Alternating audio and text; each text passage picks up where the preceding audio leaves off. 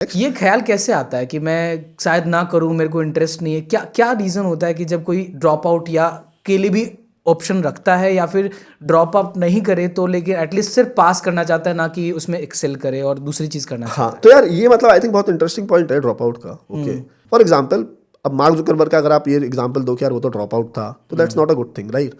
Drop out छोड़ने के बाद फिर उसने फेसबुक किया, मतलब कॉलेज छोड़ने के बाद उसने वो किया. तो I think what you do instead of doing the study is more important.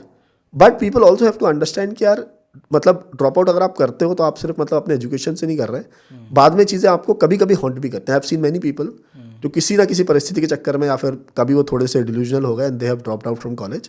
और फिर ना वो अपने आप को उसमें फिर फेलियर की तरह देखते हैं बाद में कि यार मैं कॉलेज भी पूरा नहीं कर पाया, मैं ये भी नहीं कर. और फिर क्या होता है, फिर आप एक लूप में हो जाते हो कि आपने कुछ अच्छा नहीं लग रहा था तो आपने उसको छोड़ दिया. अब आपने कुछ चीज़ छोड़ दिया तो आप बाकी चीज़ों में ही फोकस नहीं कर पा रहे हो. और मेरा अगर बोलूँ तो मेरा it was very simple. I could understand कि यार मुझे मतलब थोड़ी चीज़ें आती हैं और आई कुड डू देम. उस समय फ्रीलांसिंग वेबसाइट से I was making may be very small amount of money. So I thought कि यार चीज़ें अपन फिगर आउट कर सकते हैं. और मुझे जो सिलेबस था, मतलब very honestly in all my senses, कि वो syllabus I feel it was very very outdated. अच्छा, कि मुझे लगता था ये सारी जो चीज़ें हैं इंडियन एजुकेशन सिस्टम में जो अभी जो कोर्सेज पढ़ाए जा रहे हैं, इवन वर्ल्ड वाइड भी अगर देखें तो वो काफ़ी आउटडेटेड सिस्टम फॉलो कर रहे हैं एजुकेशन में. हाँ, राइट राइट राइट, करेक्ट. तो आपको अपॉर्चुनिटी अगर मिल जाती, जैसे पहले 2 साल में मेरे दिमाग में बिल्कुल ही 2-3 साल में ऐसा ख्याल बिल्कुल नहीं था, बिकॉज वो तो चलो आउटडेटेड था, बट मेरे पास खुद का टाइम था कुछ करने का, राइट. और मैं पढ़ सकता था. अब लेकिन जब मैंने खुद का काम ही स्टार्ट कर दिया, लेट्स से ग्वालियर 7, तो मुझे उस समय लगा कि यार मतलब अब मेरे पास शायद इतना टाइम नहीं है. फिर भी मैंने ड्रॉप आउट तो नहीं किया. आई मेड श्योर कि मैं लास्ट मोमेंट पे पढ़ के मतलब एटलीस्ट क्लासेस तो पास कर रहा हूँ.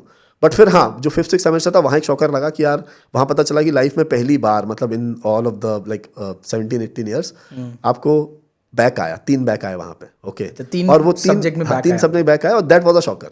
ये तो मैंने सोचा नहीं था कि भाई मैं कभी मतलब चीज़ों में फेल भी हो सकता हूँ, है ना.